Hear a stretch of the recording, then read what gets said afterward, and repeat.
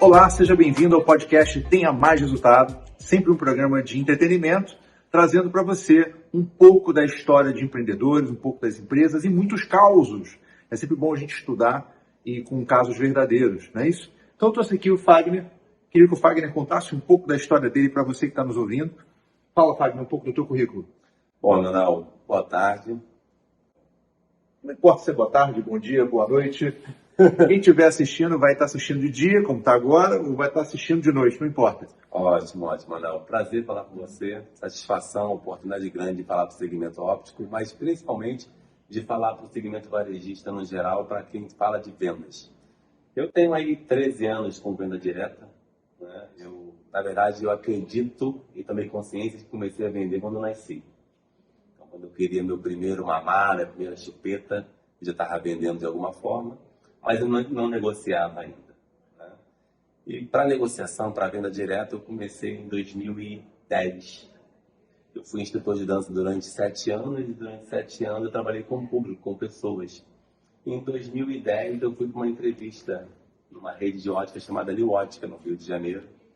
E lá com a gerente, ela gostou muito da entrevista, gostou muito do bate-papo. Só que ela disse, Fagner, você não é vendedor, você não tem experiência com venda direta. E eu disse para ela, Denise, eu sou vendedor, eu vendo o que é mais difícil. Eu vendo relacionamento, energia, vibração, relacionamento. E daí ela gostou e me deu a oportunidade. Então, desde então, eu me tornei vendedor num balcão de ótica. Fiquei 2 anos pela New Ótica e depois 10 anos pela Causas Vision. E na Causas Vision, como representante comercial, supervisor no Rio Espírito Santo, supervisor de vendas. E logo em seguida, como gerente de account, um gerente de contas chaves. Eu desenvolvi esse trabalho de vendas e treinamento através da PNL. Legal, para quem não sabe que PNL é Programação Neurolinguística. Eu estudei muito isso na época que fui comercial também, não sei se você sabe, eu trabalhei muito tempo no Globo. Eu comecei lá como vendedor de anúncios nos jornais de bairro, e isso em 2001, 2002, 2003, fiquei ali na área de Copacabana, batendo de porta em porta, eu lembro a Copacabana ali, o Posto 6, e depois eu fui para a Barra, atuando também, vendendo espaço publicitário, fiquei lá até 2006, quando eu fui promovido a coordenador de vendedores. Passei a coordenar vendedores. E a gente... Tarefa difícil. Tarefa difícil. Árdua. Eu lembro que a primeira equipe de vendas que eu tive foi uma equipe que ficava em Campo Grande. Então eu ia lá para o Calçadão e eu não esqueço como se fosse hoje. Subi o prédio comercial, um prédio, uma fila enorme de gente, um calor danado do verão, como o verão do Rio de Janeiro, em Campo Grande, Calçadão. Entro na sala, eu tenho 4 vendedores. Eu falei, cara, só tem 4 vendedores nessa equipe. Aí peguei o mapa de vendas e somei o quanto que eles vendiam, né? E somei, um vendia 20 mil, outro vendia 25, outro vendia 22, e o outro vendia algo em torno de 18 mil. Somei os 4 e não dava 100 mil. Eu falei, gente, os caras vendem 80 mil naquela área. Eu sozinho na Barra da Tijuca vendia 100 mil. Eu falei, para que me promoveram? A primeira coisa que eu pensei é, para que esses caras trocam um vendedor de 100 mil, podendo perder 100 mil de venda, para ser um supervisor de uma equipe que fatura 80? Aí eu falei, não importa, eu vou pegar esse desafio e vou desenvolver os caras. Foi o que eu fiz. Peguei a minha pastinha, botei debaixo do braço, fui bater de porta em porta e ajudar os caras a gerar faturamento. E eu entreguei aquela equipe faturando quase 300 mil reais. Então a troca compensou. Para a empresa, sim, e para mim, muito mais. Porque eu aprendi como lidar com pessoas, como gerir pessoas, gerir carteira dos outros. Que uma coisa é você gerir a sua carteira. Sim. Você e do seu cliente, você já tem um relacionamento, você conhece como ele funciona, quem é a esposa, o marido, tem uma coisa funciona na organização dele. Outra coisa é você ter que entender a carteira de um funcionário, um colaborador seu, ao qual você é um chefe direto, mas ele sabe que para ele ser mandado embora, você tem que pegar uma autorização com o seu supervisor, então você é um sanduíche, você está no meio, entre a ponta, né? Você está ali naquela relação, você precisa motivá-lo, né? Então foi uma experiência interessante, até porque eu lidava com um pessoal que era bem mais velho do que eu. Nessa época eu tinha 26 anos e o cara mais velho da minha equipe tinha 60 anos. É um desafio muito grande. Ele tinha um cara de 60, um cara de 50 anos, um cara de uns 40 e tal. Porque quando você entra sendo mais jovem, mesmo com todas as competências, você tem que trabalhar com crenças que já foram construídas. Isso. Né? E você administrava a tua carteira, Hoje você administra 4 carteiras, 4 pensamentos e 4 corações. Isso. Aí está o desafio. Exatamente. E a gente tinha cursos de PNL, né? Você que estudou PNL, eu lembro que a gente fez um curso de negociação complexa com o Instituto, se não me engano, o Instituto Marconi, né? E a gente estudou como é que eram os pensamentos gerais, né? Tanto de um comprador como de um vendedor. A gente estudou sobre área de acordo comum, as técnicas básicas de venda, né? Que vamos negociar. Então, eu tenho uma posição, eu marco a minha posição. Você tem a sua posição, você marca a sua posição aqui. Entre eu e você existe uma área de acordo comum. E do inglês eles chamam de ZOPA, né? Que é Zone of Possible Agreement, né? Área de acordo possível. E os pontos de marcação são os pontos de ancoragem, né? Eu ancoro aqui, você ancora ali. Você diz, eu só posso vender a tanto. Você diz, eu só posso pagar a tanto. E assim ficamos numa margem absurda. Vou imaginar que eu digo, só vendo para você a 2.000. E você diz, eu só pago 1.000. Então, entre 2.000 e 1.000 tem R$ 1.000 de distância. Eu posso caminhar e falar, então, vamos fazer eu e você 1.500? Aí a gente caminhou para uma área de acordo possível. E existem coisas nessa área de acordo possível, algumas são tangíveis, né, que é o valor que está sendo negociado, mas tem questão intangível, né, que é aquilo que está por trás da negociação. E aí, né, dentro das questões intangíveis, eu lembro que eu aprendi o conceito de BATNA, né, que é o Best Alternative to Non-Agreement, ou seja, best de melhor, alternativa, né, to para não acordo, non-agreement. Ou seja, qual é a melhor alternativa que você tem, caso você não caminhe para frente? Ou seja, se você não fechar negócio comigo, você pode comprar com quem? Sim. Quais são as alternativas que você tem? E eu, que estou aqui vendendo para você, que alternativas eu tenho de outros clientes para vender esse produto se eu não vender para você? E o BATNA, tanto o meu quanto o seu, faz todo sentido para acelerar esse caminho para o fechamento ou não. Porque se você tem muitas opções de comprar produtos além de mim, você vai caminhar pouco. Se eu tenho muitas alternativas de venda fora que não seja para você, eu também vou caminhar pouco. É o famoso oferta e demanda. Oferta e demanda. E aprendi outros conceitos técnicos assim que é legal, que aí a comunicação não verbal. Por exemplo, você está com a mão no queixo. A mão no queixo, né, o coçar do olhar, o apontar, é atenção total. Você está se colocando para frente, você está se doando para mim. E aí tem o rapport. O rapport é, você cruzou as pernas. Se eu cruzar a perna também, e eu cruzar os dedos igual você está cruzando os dedos, a gente está visivelmente igual. Parecidos. E isso cria o quê? Uma empatia. Cara, o cara está na mesma posição que eu. Naturalmente, sem a gente combinar, eu vou repetindo os seus movimentos. Isso vai fazendo você ficar mais leve e você ficar mais simpático a mim. Ó, você fez um movimento, eu faço um movimento. Porque a ideia do rapport, que você bem está colocando, é a oportunidade que você tem de espelhar o comportamento do próximo e no inconsciente do próximo ele ter alguém muito semelhante e a gente tem mais abertura a confiar em pessoas que parecem com a gente. Exatamente. Esse é o trabalho. Outra coisa que a gente aprendeu muito nessa época de venda porta a porta era trabalhar dentro de sinais que o ambiente lhe dá. Sim. Então você entende, vê uma Bíblia, o cara é cristão. Aí tem que entender, ele é cristão evangélico ou ele é um cristão católico? Tem uma Bíblia, não sei. Essa pessoa, ela tem um pactuar, então ela é um bandista ou candomblessista, ela tem alguma guia no pescoço. É casado, tem uma aliança. Não, é noivo, a aliança está no outro dedo. Quem é que manda aqui? É ele ou é aquela pessoa que está na outra mesa? Eu olho para ele ou olho para aquela outra pessoa? Sim, ou olho para os dois? Para quem é que vai... Quem domina a negociação, quem conduz a negociação. Exatamente. Né? E esse ponto é interessante porque você vai tratar as crenças de cada um e o que é valor para cada um. Para essa percepção de valor. Como você disse, nós temos um espaço e nós temos um momento da negociação onde a gente chega naquele ponto do nem eu nem você. Né? É 1.000, é 2.000, vamos a 1.500. Mas qual é a minha crença de valor e qual é o meu mapa de mundo para eu valorizar realmente aquilo que você está me ofertando? E o entendimento que você tem sobre a minha necessidade e o como nós construímos um relacionamento confiável para a negociação avançar.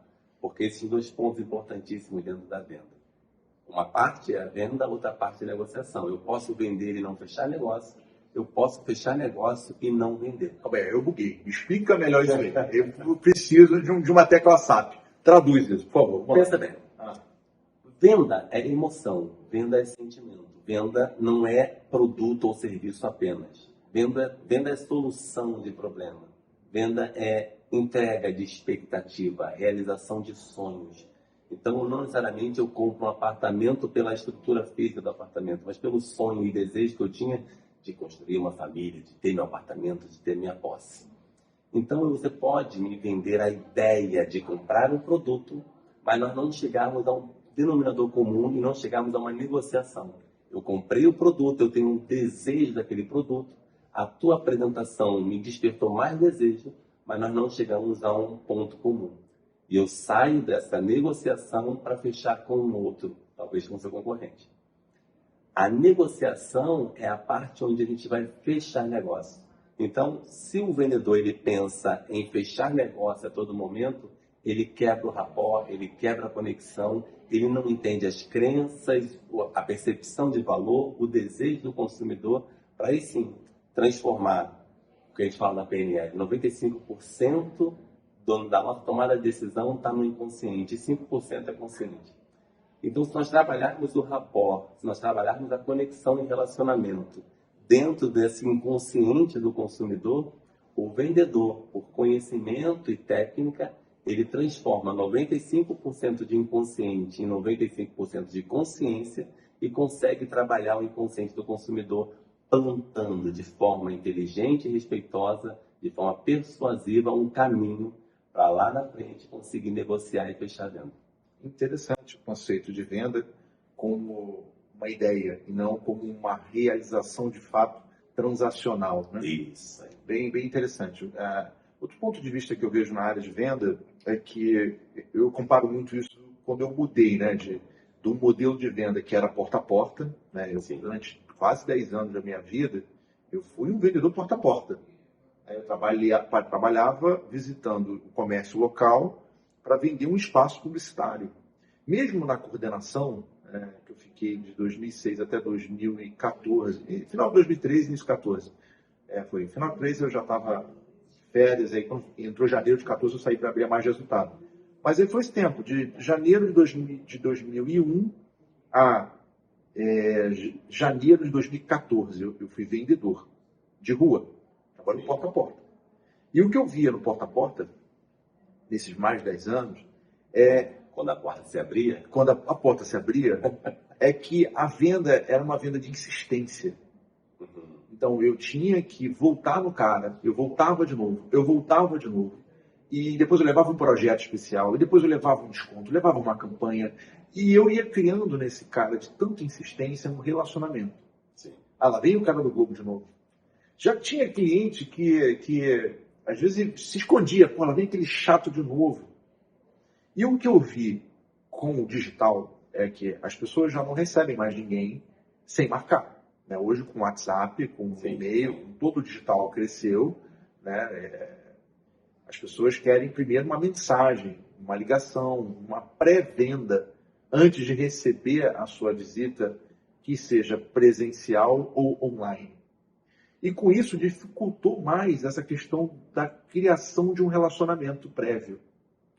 Eu vi essa mudança no comportamento do relacionamento comprador-vendedor, né? Sim. Hoje você não bate mais na porta de ninguém sem marcar, coisa que eu fazia isso antigamente, porque eu estava na rota. Eu falava, estou aqui, passei na tua rua. Quanto mais eu bato porta, mais eu vendo. Vem tomar um café com você, né? Isso está se acabando. Não sei se você percebe isso, nessa mudança para o digital, o corpo a corpo, ou seja, a relação pessoal, você ir fisicamente, está se reduzindo. Cada vez mais as pessoas querem, manda o link aí, vamos falar online. São pontos a serem discutidos, o presencial e o online. E o presencial precisa se adaptar ao online. Por quê? Antes você batia na porta do consumidor para evidenciar a dor dele. Hoje ele já consegue evidenciar a sua dor e ele vai às plataformas digitais para sanar essa dor. O nosso problema não é atendimento. Apesar do atendimento, em geral, ser de péssima qualidade, pela capacitação e pela crença que muitos vendedores têm de que venda é chato, de que venda é difícil. O nosso grande problema é entendimento, é relacionamento. Não é que o digital tornou o ser humano menos humano, é que o ser humano não se olha mais de forma humana. E quando você tem um cliente, um consumidor que deseja sanar uma dor, uma necessidade, e ele vai ao contato de um vendedor, ou um vendedor vai ao contato desse cliente, Sim. o que ele quer é alguém que realmente dê atenção a ele, entenda as necessidades dele e que não esteja ali para vender. Por isso eu digo sempre ao vendedor, não venda hoje. Atenda uma pessoa e ajude uma pessoa a transformar a sua vida através do seu produto ou serviço. E isso faz toda a diferença. Porque quando você batia de porta em porta, o primeiro pensamento era, eu preciso vender e pagar minhas contas. Eu preciso resolver o meu problema. Aí quando você vira a chave e constrói um relacionamento, você já pensa em resolver o problema daquela pessoa. Você conquista uma pessoa e transforma essa pessoa, que pode ser um fã do seu trabalho ou da sua persistência e não da sua insistência, você transforma um fã num cliente. A partir do momento que ele percebe em você esse sentimento de ajuda. É essa a nossa grande falta no mercado. Você vai em lanchonete, você vai numa padaria, você vai numa ótica, você vai num mercado varejista ou até mesmo na indústria. E as pessoas elas não estão mais preocupadas em servir os outros. Elas não estão mais preocupadas em agradar os outros. Elas não estão preocupadas em fazer o seu bom trabalho. É como se fosse uma obrigação sorrir para alguém. E aí você entende que um sorriso faz toda a diferença, abre portas e te faz um profissional melhor porque te faz um ser humano melhor. E aí quando a gente fala de capacitação e desenvolvimento através da PNL, não é só por resultados. Porque o meu trabalho ele é pautado no desenvolvimento humano para desenvolvimento de resultados financeiros. E não o contrário. Mas vamos lá, mas aí a gente tem hoje uma mudança de paradigma, que era o ponto que eu estava trazendo. Se há uma distância física, como é que eu vou sorrir para alguém que só quer falar comigo no WhatsApp? Como é que eu vou sorrir para alguém e vou ter uma chance de criar um vínculo afetivo, emocional, de servir, se essa pessoa mande um e-mail? Então, hoje o desafio é quebrar o e-mail, quebrar o WhatsApp e chegar a ter um encontro visual, mesmo que seja através de câmera. O que antes, vamos dizer assim, na minha época de vendedor porta a porta, eu simplesmente batia na porta, via o cara no balcão e falava com ele. Sim. Ou, eu peguei prédios na época de Copacabana, que eu subia do último andar até o primeiro, que a gente chamava de pente fino isso. Você ia descendo os andares, e batendo de porta em porta. Não sei se você trabalhou dessa maneira. Trabalhei próximo a isso. Mas eu fazia muito isso. Hoje eu não tenho nada agendado. O que eu botava na minha agenda, no meu roteiro, para o meu coordenador de vendas? Pente fino. O que era o pente fino? Que no dia seguinte eu tinha que voltar com um bolo de cartão dos lugares que eu bati. Então eu pegava um prédio qualquer, vou dar um exemplo lá, Nossa Senhora de Copacabana, 680. Então eu subia no último andar e ia descendo, e batendo porta, e tentando, doutor, tudo bem, pode dar 5 minutos para falar, ou psicóloga, ou arquiteto, ou engenheiro, opa, vendedora de roupa, opa, eu ia batendo todo o que existia naquele prédio. E naquela época não existia essa preocupação tão grande com câmeras, catracas eletrônicas. Então eu conseguia trabalhar no prédio sem ser abordado por sem segurança. Ninguém chegava, ô garoto, 20 anos, 22 anos, 21 anos, não pode fazer isso não. Algumas vezes, muito raramente, isso em Copacabana, eu lembro pouquíssimas vezes que eu fui abordado, eu não tinha esse problema. Quando eu fui ser vendedor na Barra da Tijuca, o universo era outro. Eu não conseguia bater os prédios, que a maior parte dos prédios tinham catraca para você entrar e câmeras que ficavam observando quem é aquele cara batendo de porta em porta. Por que ele não está no andar que ele disse que ia? Então eu tive que mudar a minha estratégia de prospecção quando eu fui para uma outra região. E a estratégia que eu montei na época, não sei se você vai lembrar, existia na época um telefone chamado Vesper, que era um telefone que você pagava fixo e você podia ligar à vontade. Essa empresa quebrou, não existe mais, mas ela foi comprada pela Oi, se eu não me engano.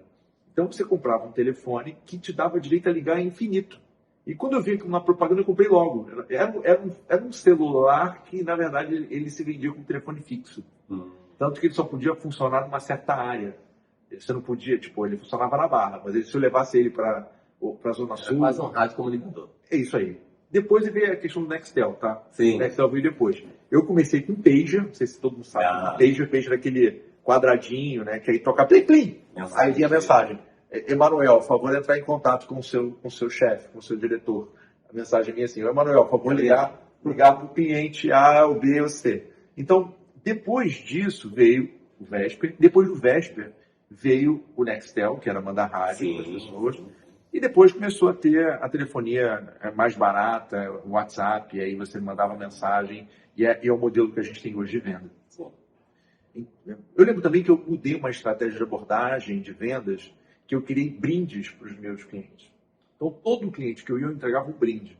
E na época, tipo, eu investi, meu salário era pequeno, eu comprei calendários, que era o que eu podia comprar na época. Eu comprei um calendário do ano seguinte, por exemplo, agora a gente está no mês de novembro. Todo mundo quer um calendário do ano seguinte, de 2024. Antes ainda tinha mais esse apelo, né? E eu dava pro cara um imãzinho de geladeira com o calendário embaixo com o meu telefone. Boa estratégia. Só que isso começou a dar uma confusão na minha equipe de vendas, que os vendedores ficavam com raiva de mim, que todo lugar que eles batiam, eles viam o meu imã de geladeira e meu telefone na geladeira do cliente, ou na mesa do cliente. Então é como se eu estivesse fazendo a estratégia de mijar o poste, igual Marcando espaço. Marcando território. Foi uma coisa que funcionou na época. Mas veja bem, Emanuel, você passou por diversas etapas, diversas fases de mudança do processo de vendas. E você se adaptou a todas elas. Quando você diz que o físico mudou muito para o digital, qual a preparação, a capacitação desse vendedor para transformar sua comunicação para tocar esse cliente do digital? Qual a terminologia que eu vou utilizar? Qual é a estrutura de mensagem que eu vou utilizar? Se eu vou utilizar mensagem, se eu vou buscar entender se esse cliente ele é visual, se ele é sinestésico, se ele é auditivo. Se eu não me preparo e não transformo minha comunicação para um novo formato de trabalho, eu fico para trás. E você não ficou para trás porque você foi transformando sua comunicação. Então, ainda que o ser humano, o homem, ele esteja mais presente no digital, ele ainda tem um coração. E é isso que a gente precisa entender. Nós precisamos ter uma mensagem, uma imagem que fale diretamente com as emoções daquela pessoa que está buscando o teu produto ou serviço. Porque, no fundo, é o que todo mundo quer de alguma forma. Então, se você consegue se conectar de forma mais precisa, mais imediata com esse cliente no digital, esse cliente ele vai te dar preferência. Porque você vai tocar as emoções dele. Uma mulher, quando vai pesquisar uma cirurgia plástica, ela tem um sonho, ela tem um desejo, ela tem uma expectativa. E quando ela é acolhida, quando ela é recebida, e esse profissional, ele consegue utilizar gatilhos mentais que geram para essa mulher segurança, autoridade, prova social, ele dá um passo à frente de encontro a essa mulher que deseja o serviço ou o produto dele.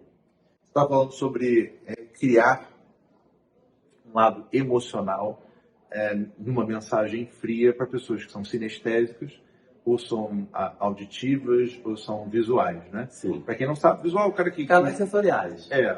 Visual é o cara que chama atenção Pela imagem. Pela imagem. Auditiva que chama atenção pelo áudio. E o sinestésico é tudo junto, é o sentimento. É o sentimento. Né? Então, traduzindo aí para a nossa audiência.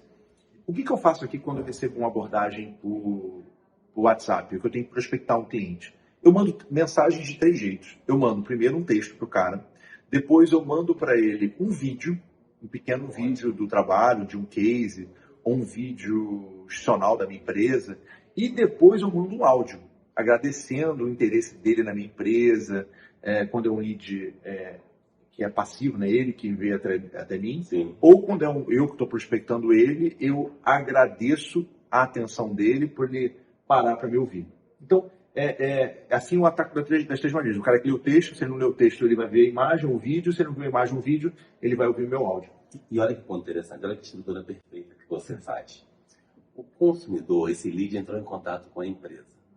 Ele entrou em contato através de áudio, através de mensagem escrita, porque aí você entende qual formato ele deseja se comunicar. Você pode perguntar a esse cliente, a esse lead, se ele tem preferência por áudio ou por mensagem de texto.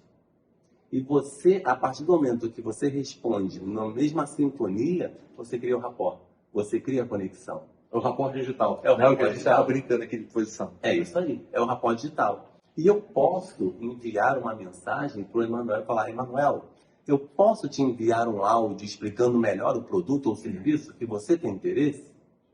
E aí, para você criar conexão, nada melhor que a tua voz. E aí, quando a gente fala de preparação, de treinamento, de capacitação, qual o tom de voz eu vou utilizar? O tom de voz ajuda muito, mas tem gente que não tem uma boa dicção, né? E tem vendedor que também não tem bom tom de voz. Se você tem um ponto que vai te atrapalhar, o que eu oriento é fazer um curso, né? Curso de oratória. Isso aí. Eu fiz curso de oratória, você fez? Eu fiz tudo agora. Eu fiz um curso bem legal chamado Rogério Guida, lá em Copacabana, não sei se você conhece. Rogério Guida, conhece? Antônio falou comigo, por exemplo. Ah, legal. Eu fiz esse curso em meados de 2007. Nessa época eu estava estudando, eu estava fazendo mestrado lá na Fundação Getúlio Vargas, e eu tinha muita dificuldade de ir no palco apresentar os meus estudos. Eu tremia na base, não tinha que apresentar trabalho. Então eu falei, vou estudar oratória para poder falar melhor. Olha que bacana. Vai muito de encontro ao que nós estamos conversando. O processo, a dinâmica, ela pode mudar. E eu preciso mudar com o processo. Você entendeu que tinha uma dificuldade de falar em público, você precisava fazer oratória, e você buscou o curso da Guida para se preparar. Então, se eu tenho dificuldade hoje de falar em público, aí é uma questão de segurança, nós temos que entender o que te causa esse pavor e esse medo de falar em público. Se eu tenho dificuldade com a minha dicção e não consigo enviar um áudio claro para o meu cliente, eu preciso, mais uma vez, de uma preparação para que eu possa sanar isso e continuar evoluindo. Caso contrário, se amanhã o áudio no WhatsApp, eu quero outra plataforma, ele avança, eu fico para trás. E outro vendedor vem e me atropela. Então, a antiguidade não é posto no segmento de venda. Você vai ter vendedores mais jovens que estão se preparando cada vez mais e entendendo a dinâmica. O que era feito no passado já não dá mais certo hoje. Não dá para você vender uma enciclopédia de porta em porta. As pessoas já possuem o Google na palma das mãos. E essa é a diferença do digital para o presencial. O quanto as pessoas estão precisando de atenção e o quanto eu estou disposto a dar atenção a essas pessoas e me preparar para atendê-las. Uma coisa que eu vejo também nesse aspecto que você citou é que tem cursos gratuitos hoje disponíveis na internet. Sim. Então, não é só questão de grana, dá para você pesquisar sobre oratória, dá para você pesquisar sobre negociação, dá para você pesquisar sobre PNL, dá para você pesquisar sobre estilo. Às vezes você precisa ter uma boa roupagem, né? Uma boa A apresentação. linguagem não né? verbal, a apresentação. Sei lá, você está alinhado para o seu público, ou você está muito acima, ou você está muito abaixo. Você não pode estar nem com a roupa acima do cliente que você vai atender, e nem pode estar muito abaixo. Né? Você tem que ter o rapport com ele, ou seja, o mesmo tipo de linguagem visual, de aparência. Isso me lembra uma história interessantíssima de um grande vendedor, Maurício. Ele atendia com venda de tintas um cliente no Jacarezinho, no Rio de Janeiro.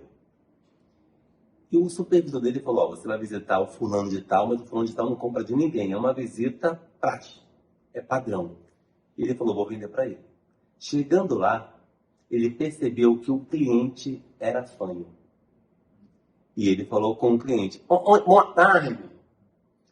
Ele utilizou de rapport com esse cliente. O cliente falou: você está brincando comigo, cara? Não estou brincando, não, eu estou fanho. E ele falou daquela mesma forma com ele, num tom de brincadeira, mas com respeito, mas querendo gerar essa conexão, e tirou o pedido. Quer dizer, ele permaneceu fanho até hoje, porque ele precisa manter a conexão com o cliente. Tinha um vendedor chamado Paulino. História de venda. O Paulino era um mega vendedor, não sabe aquele águia que veio da Página Amarela? Ele foi gerente da Página Amarela na Zona Sul, um cara extremamente cirúrgico naquilo que ele falava, da forma como ele conduzia a apresentação do produto, como ele conduzia o cliente para o fechamento, e o cliente nem percebia, já estava preenchendo o pedido, e assim ele fazia uma venda muito bem técnica. E certa vez eu estava com o Paulinho num município chamado Volta Redonda, não sei se todo mundo conhece. A gente estava lá em Volta Redonda fazendo uma venda para uma fábrica de telas que protegem piscina, telas que protegem futebol, essas telas de arame, né, que fazem divisórias. E aí a gente chegou no cliente, hora marcada, a famosa TM, né, que a gente recebeu, telemarketing, né, que era TM, era um pedido do telemarketing, uma prospecção feita, uma prospecção agendada para a gente estar no horário. Chegamos lá, a dona da empresa estava com um bebezinho no berço do lado, né? E toda vez que o Paulino ia trazer a cliente para assinar, o bebê chorava. Aí ele conduzia, voltava na técnica e trazia o contrato para ela assinar. O bebê chorava, ela saía para pegar o bebê. Na quarta ou quinta vez que o bebê chorou, quem foi pegar o bebê no colo? O Paulino. O bebê chorou, cara. O Paulino meteu a mão no bebê e botou no colo, cara. Eu falei, que isso, Paulino? Fica tranquilo. Não, eu adoro criança.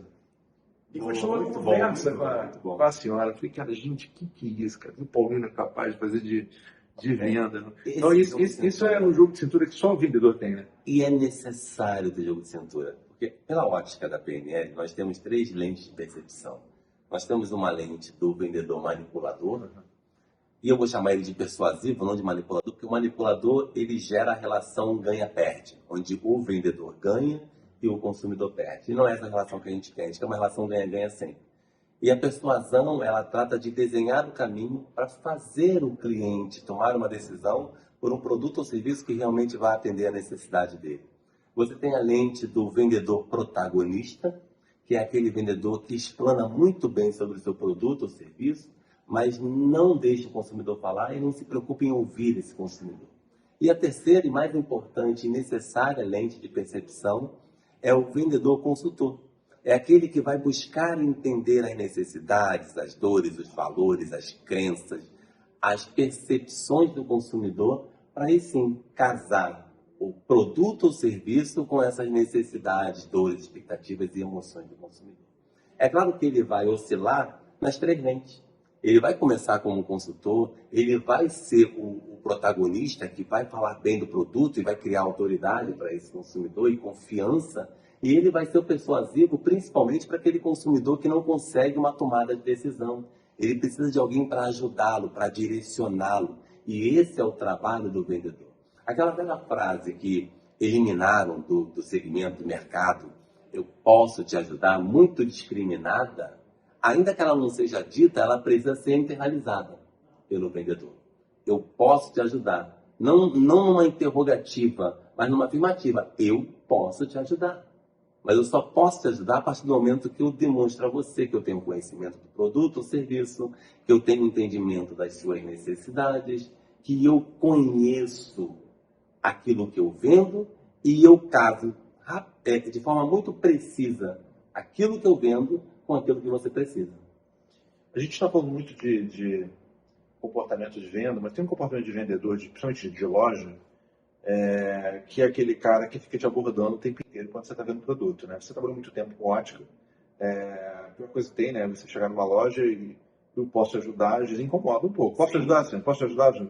Não deixa o cliente ter um tempo de respiro, né, de passear pela loja, de entender até o que ele quer. Às vezes ele só está olhando mesmo de fato e talvez está pensando em algo que, vou levar. Ele está tendo um tempo de raciocínio, né? Desculpa. Sendo assim, eu não sei até que ponto o posso te ajudar deve ser usado ou não. Mas eu sei o seguinte, servir o consumidor numa loja faz venda. Porque eu cansei de comprar produto, porque eu vi que o cara ralou pra cacete. Eu lembro que numa última loja que fui de sapato, foi até em São Paulo, eu entrei numa Centauros, e eu não entrei para comprar sapato para mim. Eu entrei para comprar sapato para minha filha. Mas não vi nada, ela não gostou de nada. Ela não escolheu. Mas eu, viu a relação do cara, eu falei, cara, eu vou escolher alguma coisa para mim. Aí eu comecei a olhar, peguei um, ele foi, não tinha meu número, aí eu pedi, vê esse aqui para mim. também não tinha meu número. Aí ele foi lá, mas esses 3 aqui têm o seu número. Não é a cor que o senhor quer, mas é do mesmo fabricante. Aí eu botei no pé, falei, pô, até que bom, não é a cor que eu quero, mas vou levar. Acabei levando. Então, você vê o esforço, às vezes, de um vendedor em agradar, em trazer opções, você acaba refletindo, pô, cara, não custa nada levar um negócio, não vai fazer diferença no meu orçamento, muitas vezes, e não é a cor que eu quero, mas é a marca que eu gosto, e você acaba levando. Mas sabe qual é o ponto interessante? É porque mesmo de forma inconsciente, esse vendedor, ele constrói um gatilho de reciprocidade. A partir do momento que eu me coloco numa posição de servidão, eu crio um gatilho de reciprocidade. Ele foi tão gentil, ele se colocou à minha disposição, ele fez tudo para me atender, não para me vender. Ele fez tudo para me atender. Então, por que não comprar com ele? Isso é percepção de valor. Muitas vezes um consumidor ele paga um pouco mais no seu investimento porque ele entende que o atendimento teve entendimento. E por esse motivo, ele vai prestigiar esse vendedor. E quando eu falo do posso te ajudar, não é que eu vou externar de forma verbal posso te ajudar, porque realmente é inconveniente, alguém em todo momento não te dá a liberdade de escolha. Mas você ter isso internalizado em você, de que eu posso sim e devo sim ajudar um consumidor.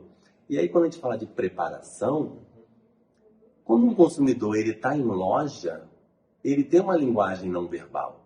Ele demonstra através de uma linguagem não verbal se ele tem interesse no produto, se ele tem interesse na compra, se ele quer a ajuda de alguém, se ele quer a aproximação de alguém, se ele quer estar sozinho. Por isso, mais uma vez, quando eu tenho entendimento de técnicas de vendas, eu consigo ter melhores resultados, porque eu sei como chegar e se chegar. Um exemplo rápido. Um consumidor que está na sua vitrine, olhando a vitrine. Muitas vezes o vendedor ele assusta o consumidor. Ele vai lá na vitrine e faz a habilita pergunta: posso te ajudar? E o consumidor fica sem graça, diz: não, estou dando uma olhadinha, e vai embora. Mas se ele sair da loja, olhar para a vitrine, como quem não quer nada, e perguntar ao consumidor que está de frente para a vitrine: boa tarde, o senhor gostou da vitrine? Eu acabei de arrumar, fazer, acabou de chegar uma nova coleção. O senhor achou bonita? Eu tenho certeza que o consumidor ele vai abrir um diálogo, vai falar: parabéns, está muito bonita. Aí você tem a oportunidade de convidar esse consumidor para ver a sua loja, o produto. E a chance do consumidor, num gatilho de reciprocidade pela gentileza, entrar para te prestigiar, já que você fez aquela vitrine com tanto carinho, é muito grande. E você ganha um cliente. Eu tive loja uma época, não sei se você sabe, a gente, de 2014 até 2017, mais ou menos, eu tive loja de roupa e loja de bijuteria, lá em Copacabana, com a minha esposa. E a coisa que a gente fazia para atrair o consumidor que estava passando pelo corredor, assim, estava vendo vitrine, era sempre ter um festival. Então a gente tinha, era um festival com champanhe, e aí todo mundo tomando champanhe, aí a pessoa vinha: você quer um champanhe também? E aí a pessoa acabava entrando para beber, acabava comprando. Ou a gente colocava sucos aromáticos, né? Então aquelas suqueiras que você tem com abacaxi, com Sim. água com limão, água com banana, Saborizada. água saborizada. Esse é o nome correto. E aí as pessoas vinham, entravam. Hoje a gente colocava flores, por exemplo, Dia das Mães, né? Namorado, esse tipo de coisa que remete flor, buquês muito bonitos, flores soltas. E a pessoa: você quer só quer uma flor? Já teve caso de uma cliente que falou: nossa, eu nunca recebi uma flor. Olha isso. Olha isso. Olha o sentimento. Sentimento. A âncora que foi despertada. Exatamente. E uma coisa legal é que, pelo menos quando tinha bebida, assim, né, que tinha champanhe, meio que a loja virava uma sala de conversa. Sim. Porque você via que, às vezes, uma consumidora que não conhecia a outra consumidora estavam bebendo e conversando. E aí a loja lotava. A loja era pequena, né? A gente tinha um espaço lá na Santa Clara que também não cabia muita gente. O que quebrou a gente nesse período foi o impeachment da Dilma. Né?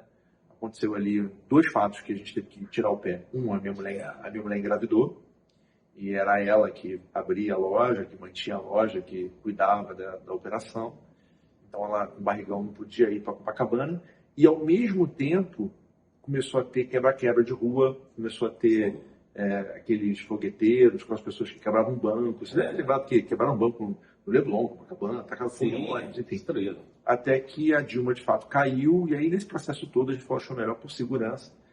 Vamos fechar, a gente vê depois o que vai fazer. Mas veja só, sempre que você tinha uma ação na sua loja de roupa, É, loja de roupa. você oferecia roupa? Não, a gente oferecia para as Champanhe, pessoas uma série de flor, coisas. A nunca gente, produto. é porque o produto em si era commodity, porque todas as lojas vendiam Vendia produtos. produtos. Todas tinham roupa. Uma era um vestido florido, outra era um vestido tricotado, o outro vendia uma bermuda para mulher cheia de taxinha. Não importa, era produto. Mas A gente criava tentava criar uma esse experiência. ambiente, a experiência. A experiência, ar gelado, bombando, loja cheirosa e alguma coisa para ofertar ao consumidor que não fosse só Um ambiente agradável. Se você for nas plataformas da Red Bull, você não vê uma lata de Red Bull. Se você abrir agora o Instagram da Red Bull, você dificilmente vai ver uma lata de Red Bull. Você vai ver o que o Red Bull proporciona ao cliente dele, que é a experiência, que é a aventura, que é a adrenalina. Então, um consumidor de Red Bull se identifica com a marca pelo que a marca proporciona. Então, muitas vezes, o cliente passante de Copacabana se identificava com a loja pela experiência que a loja proporcionava. E, automaticamente, levava um produto da marca. Por quê? Porque a marca, ela ganha fãs. E aí, depois, essa marca transforma fãs em clientes. E quando a gente vai para a pessoa física, quando vai para o consumo, para o vendedor tem que pensar em encantar o cliente, ter esse cliente como seu fã. E um fã, ele compra um show. E você, como é que transforma-se essa experiência que está citando aí da Red Bull para o meio ótico, que foi onde você trabalhou a maior parte da sua carreira? Bom, vamos lá. Como é que a gente transforma a experiência da Red Bull, como a gente traz a experiência da Red Bull, essa lição da Red Bull para o segmento ótico? Quando a gente trata das emoções. Quando a gente entende o que um míope, um hipermétrope, um astigmata, o que um emétrope ele busca hoje. O que um consumidor com necessidades visuais almeja. Ele quer uma melhor qualidade de vida, ele quer enxergar melhor os seus momentos com a família, ele quer produzir mais no trabalho. De que forma a falta de óculos está impactando na vida dele? E mais uma vez, sempre vai se dar por relacionamento. Qual experiência eu posso construir para esse consumidor? Quando eu trabalho gatilhos mentais para esse consumidor e quando eu crio âncoras para esse consumidor. Por exemplo, eu posso ter uma ótica, uma loja, mesmo não sendo ótica, eu posso ter uma loja personalizada com perfume, com música, com imagem visual. Eu muitas vezes estou ouvindo rádio, estou dirigindo ouvindo rádio, e alguma música me remete a uma loja como a C&A, como a Renner, porque tem músicas específicas daquele ambiente. Ou um perfume, ou um cheiro de café que me lembra uma cafeteria. Então, quando a gente fala de ótica, é a experiência que eu construo para esse consumidor. E mais uma vez, eu vou me despir desse estereótipo de vendedor e cliente para entender que nós somos pessoas nos relacionando. Pessoas que estão interessadas no produto ou serviço que uma ótica oferece, e esse na ótica como pessoa capaz e preparada para atender essa pessoa e suas necessidades. É assim que funciona. É olhar à frente do produto ou serviço. É olhar como eu posso transformar a vida de uma pessoa através dos óculos. A gente fez marketing para muitas óticas. E sempre que... É claro, cada ótica tem a sua pegada, né? A gente já teve óticas com foco no preço, porque eram óticas populares. E tudo bem, ok, vender preço, falar que é barato, ok, parcelado, é o público. E tivemos óticas que nos pediram para fazer um trabalho de diferenciação. Ou porque tem armações muito caras, né? O cara tem uma Lacoste, tem, sei lá, uma marca qualquer, uma Ray-Ban, etc. Sim. Vende a marca do produto. Ou, muito interessante, o último estudo de caso que a gente teve aqui na Mais Resultado, que era uma ótica que ela queria mostrar que ela resolvia o problema de pessoas que tinham miopia muito grande, que tinham o incômodo de ter um óculos muito grosso. Sim. Que ela tinha uma tecnologia que ela conseguia fazer armações leves, com lentes finas, para pessoas que tinham 7, 6, 5 graus de miopia, que geralmente usa aquele famoso fundo de garrafa, né? E o que o olho ele fica pequeno, ou se for um grau positivo, lógico, maior. Exatamente, isso Muda a estética. incomodava muito, né? E são pessoas que não conseguem, por exemplo, sequer tomar banho, sequer andar no banheiro. Não consegue dormir sem óculos. Fato. Praticamente. E é um público que, segundo, né, esse cliente nos passou, paga muito bem. Tem um tipo de produto mais caro. E nós fizemos um trabalho muito legal nesse sentido. Eu também trabalhei com uma ótica, também na área de marketing, muito interessante, que era uma ótica que não tinha loja de rua. E era um dos maiores vendedores de multifocal, atendendo idosos, num 7º andar de um prédio comercial em Copacabana, na Figueiredo de Magalhães. O senhor Paulo, se ele estiver assistindo o meu podcast, ele vai ficar feliz. Então, o senhor Paulo, da ótica Piloto, na ótica dele, ele trabalhava num atendimento personalizado ao ponto de anotar numa ficha. Eu achei isso de uma inteligência dele. Ele anotava numa ficha papel, ele não era um senhor de idade, ele não tinha tecnologia assim, computador, tudo que ele conversou com aquele cliente. Então ele falava, é casado com a fulana, o nome do filho, Beltrano, o filho dele faz aniversário no dia tal, a filha faz aniversário no dia tal, a mãe dele é a fulana, já foi minha cliente. Ele chegou aqui através do CRM dele. O CRM dele era todo naquela fichinha. Então, quando eu voltava no ano seguinte, ou quando eu voltava para comprar com o seu Paulo da Ótica Piloto, ele vinha, Manuel, como é que está sua mãe? Dona Maria do Socorro, ela vai bem? Ela ainda usa óculos bifocal? Ela ainda tem aquele comércio de estética? Ela tinha um salão, não tinha? Tinha um salão aqui no seu prédio. Minha mãe teve salão no prédio dele aí na Figueiredo de Magalhães. Até foi minha mãe que apresentou ele. Na época que eu era vendedor de publicidade com Copacabana, foi ali que eu comecei a fazer um trabalho com ele. Então, eu fiquei impressionado como um cara lá atrás já fazia CRM, já fazia gestão de relacionamento com o cliente, para quem não sabe o que é CRM, sem ter uma RD Station, sem ter um software, sem ter nada. Ele fazia ali na ficha, tudo. E isso fazia o cara bater meta. Ele vendia óculos caríssimos para os idosos de alta renda que moravam em Copacabana, os aposentados, porque ele conhecia muito bem do produto dele, muito bem das pessoas, e ele tinha o hábito de ligar de vez em quando para as pessoas para trazer de volta para a loja. Então, a gente não está falando de produto, a gente está falando de relacionamento. E de técnica. Porque não adianta você ser muito bom, eu sou simpaticão, eu sou um cara super bem relacionado, eu sou somebody, mas você não tem um software, você não tem uma ficha, você não sabe o nome de ninguém, você não tem nenhuma informação base do que você vende, você não tem o mínimo de treinamento, aí não adianta. Então, por isso eu digo, a venda é um imenso quebra-cabeças. E você não monta um quebra-cabeças com uma única peça. Você precisa de juntar todas essas peças para fechar um quebra-cabeça. Pode ser que um quebra-cabeça, ele te dê a imagem faltando uma peça. Mas existem quebra-cabeças com peças centrais. E você precisa daquela peça para fechar o quebra-cabeça. A venda funciona assim. Se eu não coloco todas as peças, eu não consigo montar a venda. Então, eu vou ser o cara de bom relacionamento, sim, mas eu vou oscilar entre o bom relacionamento e o técnico.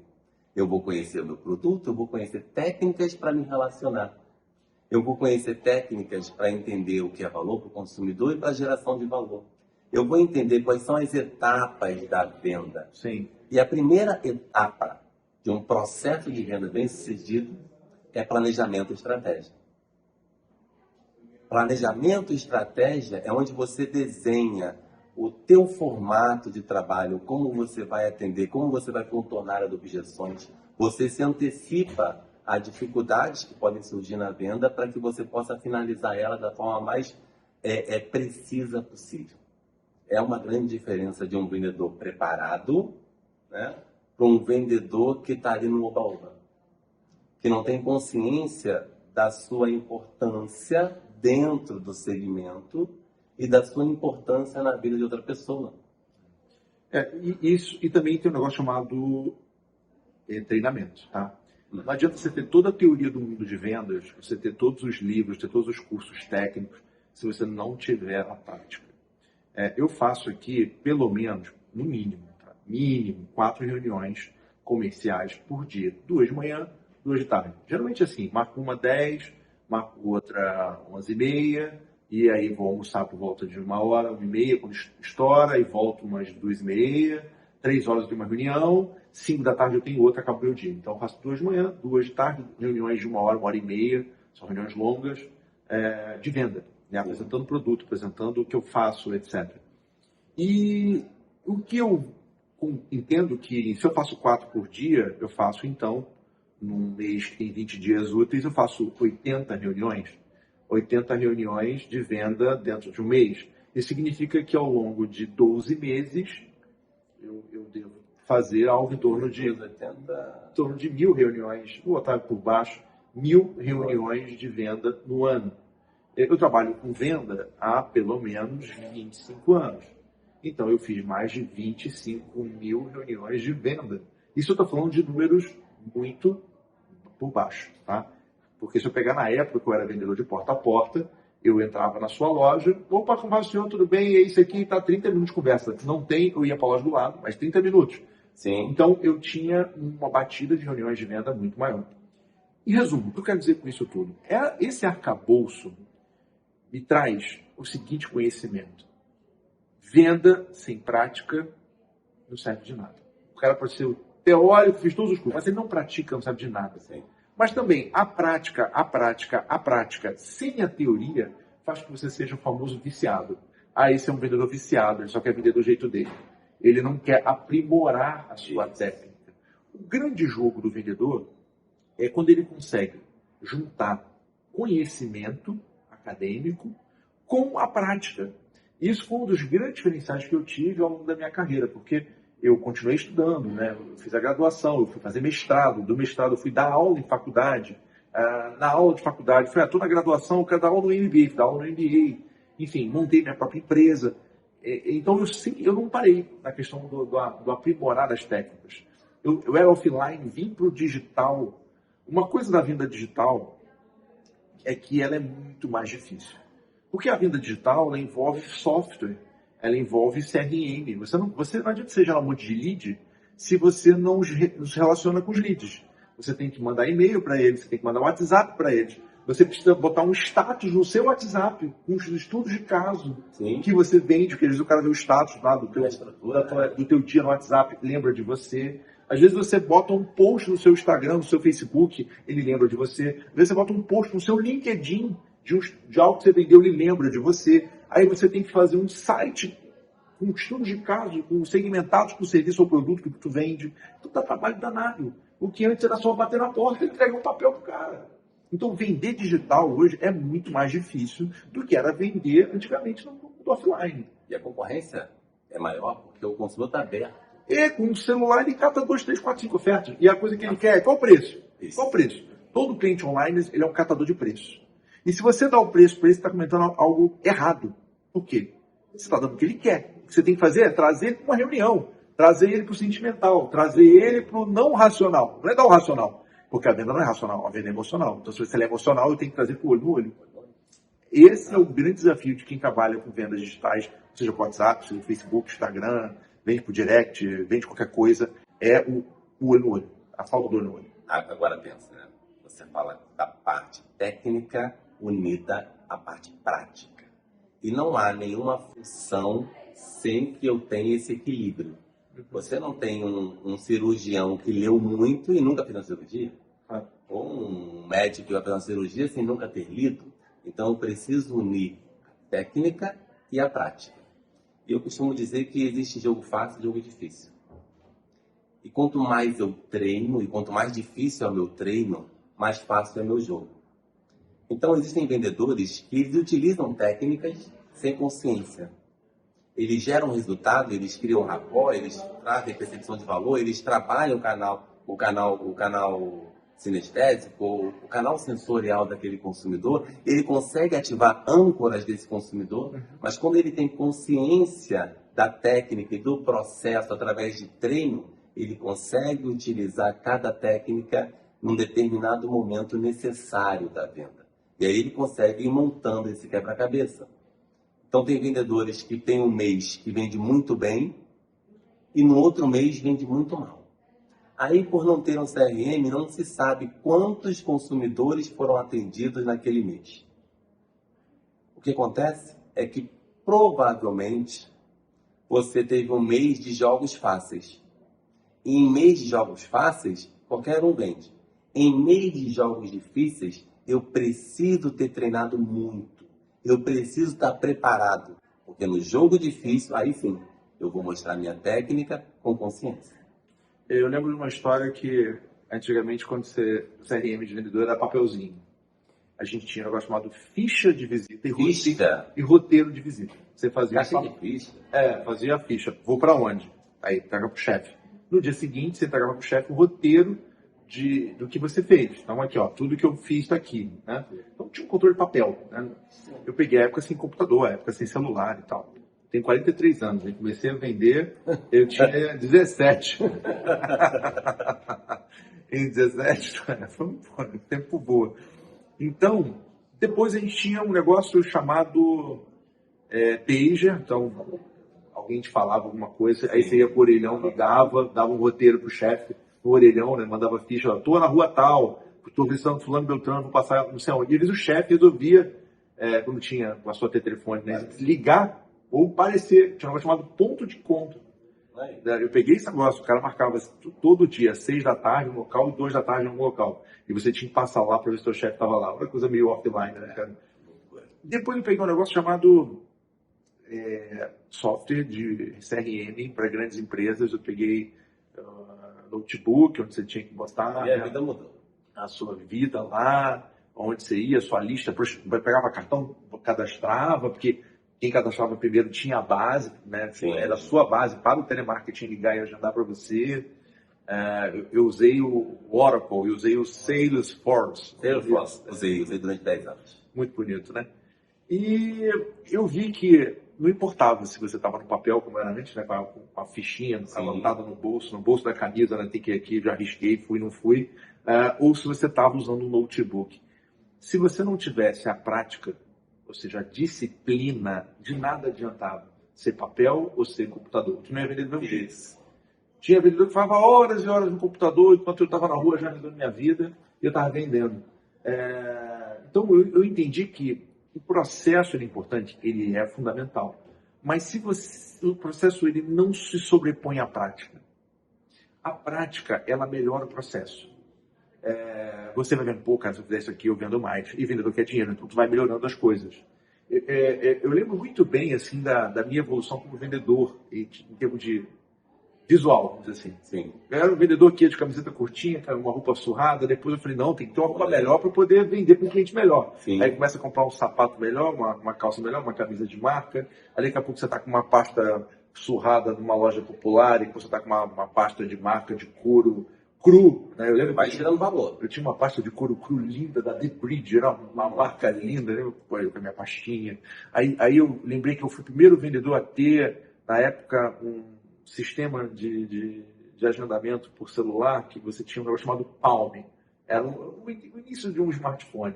Palm era tipo um celular, mas uma canetinha que você agendava ali, era de sua agenda particular. Aí depois veio o BlackBerry, né, que você tinha teclado. Aí depois começaram a vir o iPhone. Aí o iPhone popularizou o que seria a agenda digital, né? Sacanagem e tal. Hoje o iPhone substitui os notebooks, você não vê nem mais notebooks na rua, tudo no iPhone. Eu peguei toda essa questão digital de vendas e eu digo para você, tá mais difícil. Tá. Você falou aqui sobre processo e prática. Sim. E existe o talento versus a disciplina, que foi um ponto que você trouxe também. Claro. É preciso ter disciplina. Independente de talento ou de futebol, se você gosta mais ou gosta menos de um jogador ou de outro, eu sempre trago como exemplo Pelé e Garrincha. Jogaram no mesmo tempo. Para alguns, Garrincha era melhor que Pelé. Eu não entro nessa briga. Mas tem algo que diferencia um do outro e não é o talento, é a disciplina e o foco. Enquanto o Pelé tinha talento, disciplina e foco para ser o melhor do mundo e se tornar o rei, o Garrincha, por sua vez, não tinha o mesmo talento. Ele não tinha a mesma disciplina e o mesmo foco. E aí você olha para a história do Pelé e você olha para a história do Garrincha. Se você for discutir talento, Talvez você descubra que Garrincha tinha mais talento, ou Pelé tinha mais talento, mas quando você for para a parte fria do negócio, como Cristiano Ronaldo, por exemplo, costuma dizer que ele não era o jogador mais talentoso, mas era aquele que mais treinava e por isso ele se tornou esse fenômeno, a disciplina ela sempre vai superar o talento. Porque venda é uma ciência e como ciência precisa ser estudada e colocada em prática. É simples, não é tão difícil.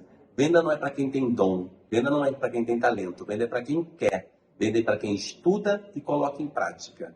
Venda é para mim, venda é para você, venda é para todos nós, porque todos nós somos vendedores, mas nem todos nós temos consciência disso. É porque todo mundo vende alguma coisa, nem que seja uma ideia, né?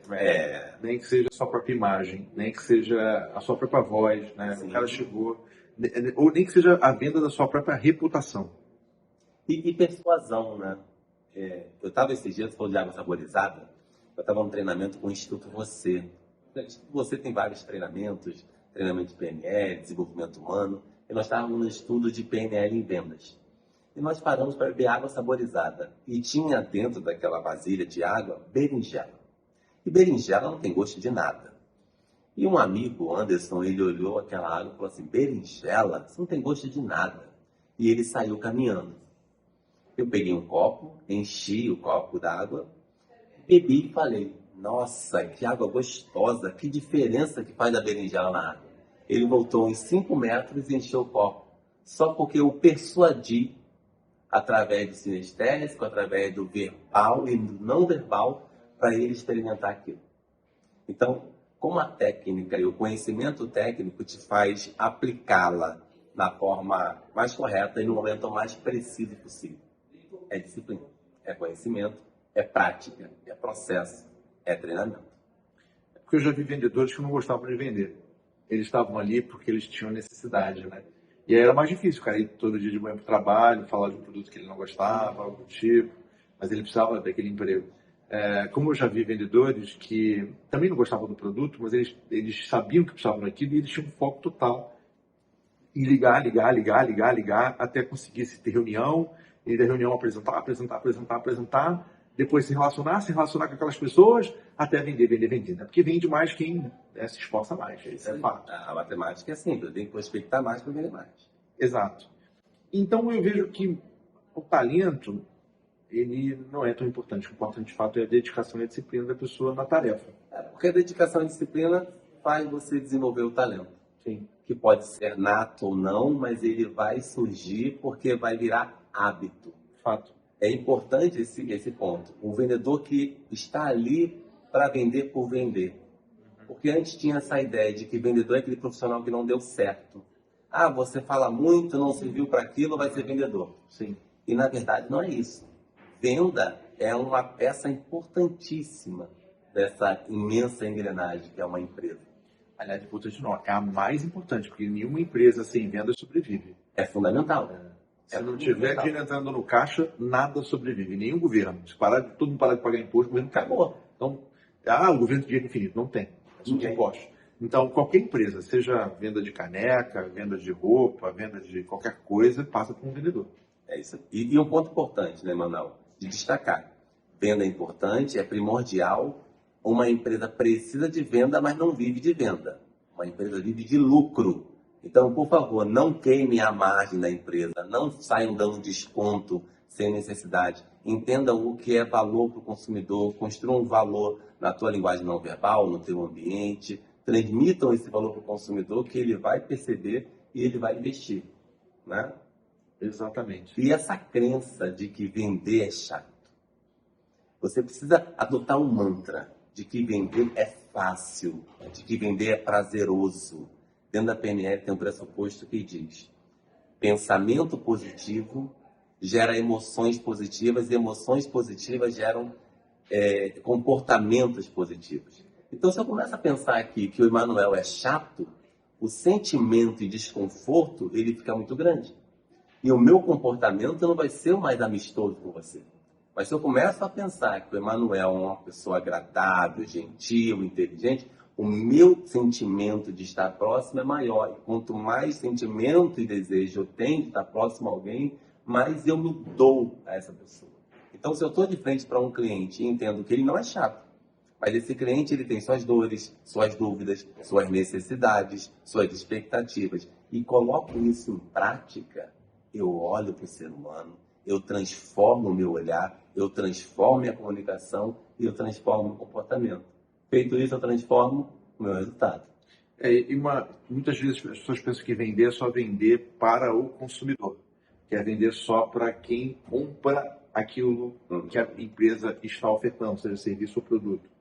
Mas existe a venda, isso eu só entendi depois que eu montei a empresa, que eu tinha que vender para o cliente, eu tinha que vender para o funcionário do cliente, muitas vezes, para que aquele funcionário comprasse o projeto, fizesse com que a coisa funcionasse.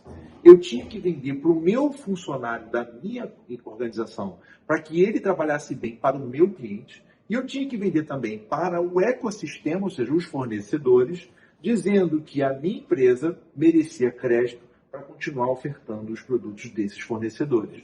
Então, eu tinha que me relacionar bem, no caso de uma agência de propaganda, que é o que eu tenho, com a Rádio Globo, com a Rádio Tupi, com a TV Globo, com a TV Record, com o SBT, com o Google, com o Facebook, com o TikTok, com o RD Station, com Todas as plataformas possíveis que me ajudam a ter soluções para os meus clientes.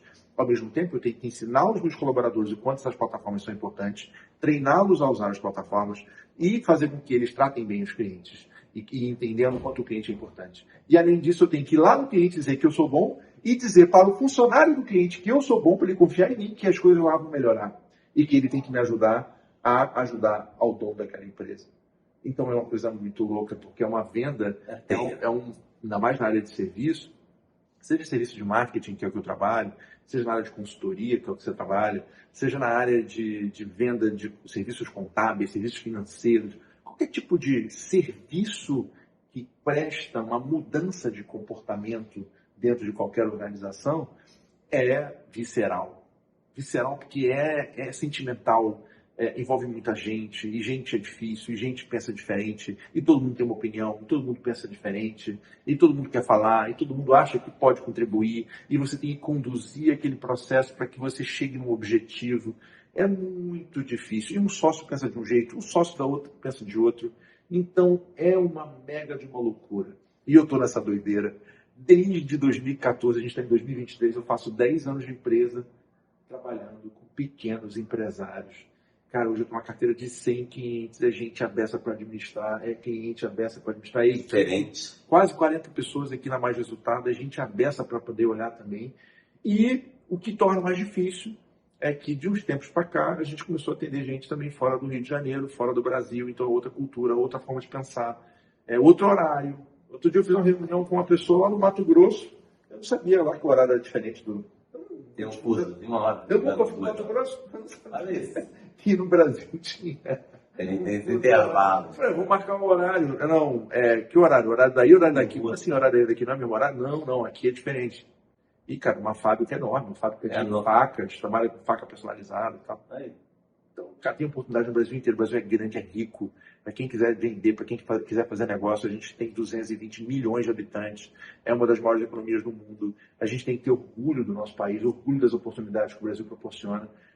E a gente tem que, cara, arregaçar as mangas e vender. Né? Botar o paletó, se organizar, fazer conteúdo, divulgar conteúdo, fazer com que as pessoas acreditem, né? E assim eles transformam o nosso país. Olha que oportunidade tem teu negócio, teu trabalho para quem está nos assistindo. Se você tem uma loja e você está em Copacabana, você pode se limitar a Copacabana. E, eventualmente, você vai receber um cliente, um lead, um consumidor dos bairros próximos. Mas quando você tem um marketing digital, quando você tem um marketing bem direcionado, bem trabalhado, você tem 220 milhões de potenciais clientes para o seu negócio. É um leque que, bem trabalhado, não te traz um teto. Você não tem um limite, você tem uma grande oportunidade de expansão sem sair do lugar e sem aumentar tanto o teu custo. E ainda mais quando você sabe o jogo dos buscadores. Se você entender que nos buscadores você tem como aparecer de graça, aí você muda seu jogo. Porque todo mundo fala de tráfego pago. Todo mundo fala, tráfego pago, paga ao Google que você aparece, paga ao Instagram, pague a... E ninguém quer pagar. Ninguém quer pagar. Mas eu vou impulsionar R$10, tipo, R$10. Não, né, todo mundo acha que tem que botar pouco. Né? Isso aí. Existe um jogo que é muito mal divulgado no Brasil, mas que nos Estados Unidos está muito bem desenvolvido, que é o jogo do tráfego orgânico, que a gente chama do inglês SEO, né, que é Search, S de pesquisa, Search é pesquisa, o E é de engine, engenharia, máquina, e o O é de otimization, otimização. Então, é como você otimizar a máquina das buscas, como é que você otimiza a máquina do Google, para que entregue o seu site primeiro e não do seu concorrente. Porque quando você faz uma pesquisa no Google, você vai ver que sempre tem no início os anúncios, depois tem o mapa e abaixo do mapa. Como é que aquelas empresas aparecem no mapa e você não? Por que tem alguém que aparece abaixo do mapa e você não? Sim. Por que essas pessoas são melhores do que você? Não, eles só usam uma técnica que você não sabe, que muita gente também não sabe, chamada SEO. Pesquisa aí no Google, vê o que é isso. E a gente faz isso aqui para milhares de empresas assim, ao longo da nossa história. A gente está aí, né? Estou falando que a gente tem 100 clientes, mas se eu quiser conta do que já entrou aqui, já saiu de cliente, porque a gente tem um churn, né? Que entra, sai cliente, volta o cliente depois. 10 anos, se eu botar 10 vezes 100 já são 1.000, né? Então, a gente está numa conta de 10 anos e 100 clientes fixos, né, aqui no escritório, fazendo esse tipo de projeto e fazendo com que esse tipo de cliente apareça em buscas. Então, se você estiver no Google aí, digita, por exemplo, para achar mais resultado, coloca aí, qual o preço da tabela da Rede Globo, né? Tabela da Rede Globo São Paulo, tabela da Rede Globo Rio de Janeiro, tabela da Record São Paulo. Você acha o site dá mais resultado primeiro que o site da Globo, primeiro que o site da Record, porque a gente está bem posicionado. Então, quando o cara quer anunciar na televisão, ele pesquisa lá, vamos imaginar, tabela da Rede Globo, eu sei que é um cara que sabe que é caro anunciar na TV. Sim. Eu sei que esse é um cliente que tem grana. E eu sei que ele vai achar meu site. Aí eu tenho uma chance de vender para ele um anúncio digital mais caro ou anúncio na TV mesmo. Sim. Eu estava comentando contigo, né? Isso. Antes da gente começar aqui a gravar, que a Globo, ela criou uma plataforma chamada GloboSIM, que é S-I-M, SIM, né? Senha de Sistema de Informação de Mídia, né? Nesse GloboSIM, você consegue montar um comercial de televisão com cenas que a Globo te dá para você incluir sua marca. Então, você sai com um filme e veicula esse filme dentro na novela, do Jornal Nacional, de onde você quiser. Obviamente, só no digital, só no celular. Então, um cara que tem, sei lá, vou botar R$1.500, que é um valor para um cliente pequeno, né, que é um salário mínimo aproximadamente, ele consegue anunciar na Globo no horário nobre. Porque custa R$150 o milheiro é 1.000 impressões, né? E ele consegue agrupar aquela propaganda no horário que ele quer. Imagina, ele comprou o Jornal Nacional. Vai durar muito? Não, vai durar o que ele comprou. Poucas pessoas ali vão ver, mas ele anunciou. E ele pode ter um resultado com um link para o site dele, com um link para o e-commerce dele, ou um link para qualquer CTA que ele queira. CTA é Call to Action, né? Para onde ele quer chamar a ação dele. E de acordo com o produto e serviço, ele tem uma divulgação nacional. Exato. Uma divulgação nacional. Depende da grana. É igual gasolina. Quanto mais você coloca, mais falada. Muito bom. Esse sistema é muito bom. E vocês dão caminho para isso. Exatamente. Tem muita coisa nova, né? Eu citei para você também a questão de anunciar para aplicativos, né? É possível você, através de inteligência de dados, saber qual aplicativo aquela pessoa usa. Por exemplo, eu posso saber o grupo de pessoas que tem instalado no celular o Itaú Personalité. Então, se o cara tem o Banco Itaú Personalité no celular, ele tem mais de R$100.000 em conta, porque o Itaú Personalité só deixa quem tem essa grana aplicada. Então, você não abre conta no Itaú Personalité. Então, se esse cara tem mais de 100 mil, ele é um cliente de classe média alta. Sim. Eu posso vender para esse cara apartamento, joia, investimento, algo que for, produtos de alto valor, cirurgias, etc. E você faz essa propaganda através do que a gente chama de marketing por dados. Então, tem muita ferramenta que oferta informação privilegiada para você comprar públicos e fazer campanhas. Quer dizer, você consegue direcionar o teu investimento para o nicho que você busca para o teu produto ou serviço. Exato. é muito mais preciso e é muito mais rápido o resultado. Exato. Cara, essa é fantástica. Tem muita propaganda Essa é diferente, fantástica. tem muita coisa que dá para fazer no digital, que as pessoas não conhecem, como perseguição de clientes, né? Você fica perseguindo aquele público. Talvez você já tenha visto aí uma compra de, sei lá, uma passagem aérea, e aí você fica recebendo passagem aérea em tudo que é lugar. São anúncios de perseguição, que a gente chama de anúncios de remarketing. Talvez você já tenha percebido que você recebe anúncios também em outras plataformas, não só no Google, mas às vezes um áudio, às vezes chega para você no Facebook, no Instagram, sei lá, porque você é perseguido em multiplataforma. Isso é tão conhecido como mídia programática, você programa para perseguir aquele público em multicanal. E tudo isso é venda. Tudo isso é venda. Tudo isso é venda. Então, quando a gente fala do físico para o digital e eles se confundem, eles se misturam, a que ponto a minha empresa hoje está estruturada, preparada e tem uma outra empresa que leva a minha empresa física para o mundo digital de forma mais assertiva, mais direcionada? Então, esse é o trabalho. A gente falava de evolução do processo de venda e da mudança do mercado. Existe uma mudança de mercado, mas existe uma mudança não só de paradigma, existe uma mudança de comportamento. Sim. Não adianta você achar que não deve investir ou que primeiro você tem que ter retorno para depois ter investimento. É o contrário. O caminho é eu invisto para ter retorno, mas eu invisto da forma mais certa e da forma mais estratégica. Essa é a grande diferença. Eu acho que o grande barato dessa mudança para o digital é que ele popularizou a publicidade. Antes, para você anunciar, você tinha que ter um pouco mais de dinheiro, fazer um jornal, uma revista, uma rádio, uma televisão, um outdoor. Então, eram mídias mais elitistas, porque você precisava de um artista, um designer, uma agência para veicular muitas vezes. E com o digital, qualquer um bota lá R$10 no Facebook e impulsiona. Basta o aplicativo? Popularizou. Sim. Tanto que popularizou muito as agências de marketing. Hoje tem agência de marketing em todo lugar. Num quarto cabe uma agência de marketing. Chama-se agência de marketing, eu não considero, mas eu chamo de agências de eu só. Né? Mas facilitou o acesso. Essa é a questão central. Muito bom, por um lado, porque abriu mercado para muita gente, abriu mercado para a gente também, que está aqui hoje na Mais Resultado, mas também dificulta para o empresário. Para ele escolher o que é bom, o que é ruim, separar o joio do trigo é muito difícil. Porque assim como tem muitas agências, também tem muitas mídias. Que mídia eu coloco? Eu coloco no Google, no Facebook, no YouTube, no TikTok, no Kawaii, no Tinder, no Twitter, boto propaganda num banner, faço um outdoor, uma rádio, uma televisão, faço o quê? O cara fica perdido e não sabe como alavancar o negócio dele. Então ele precisa o quê?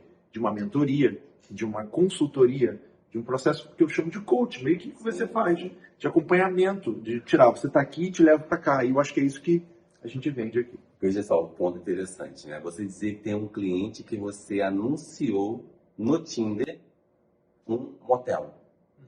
Entender onde está o teu público faz você direcionar a mídia correta, a plataforma correta, o investimento correto. E isso só é possível quando você tem essa consultoria e esse entendimento. Um olhar de fora te ajuda muito mais do que um olhar de dentro que já está contaminado. Eu sempre digo que é muito mais fácil eu resolver o teu problema, o teu casamento, do que resolver o meu casamento. Né? Porque de fora eu falo, pô, Emanuel, faz isso, cara, que vai dar certo. Mas dentro do problema eu não consigo ver a solução. E aí quem está fora, numa consultoria, consegue te dar essa direção com a expertise e a prática que você tem. Por isso que eu acho que é uma burrada o cara montar a agência dentro da estrutura dele, fazer uma house. Eu vejo, às vezes, cliente que troca uma agência de fora para montar uma estrutura dentro. E aí ele assume o CLT, ele assume que vai ter uma arte sempre igual, um pensamento sempre igual, pessoas que vão sempre dar amém para ele. Então ele perde a criatividade, mas ele tem um controle, são meus, fazem o que eu quero na hora que quer. Bolhufas. Porque quando o cara vira as costas, está todo mundo no celular, na conversa paralela, e a coisa não anda, e ainda tem que pagar um supervisor para controlar aquele povo todo, então só aumenta o custo. Enquanto numa agência ele não gosta ali, pum, troca, vai para outra. Ele tem a velocidade e tem o frescor das ideias de quem está olhando por fora, né? É isso aí. Cara, o papo está muito bom. A gente já falou aqui bastante tempo. Eu queria agradecer muito a oportunidade que você me deu de vir aqui no podcast bater esse papo. Eu acho que você pode ir mais vezes, fazer mais conteúdos. A gente tinha um roteiro, o roteiro fugiu completamente, né? Mas o papo foi bom. Papo bom, papo gostoso, papo de venda, de relacionamento, de processo, de mudança, de oportunidade. E você fala isso, venda é gostoso você falar de venda, porque eu sempre vou bater na tecla.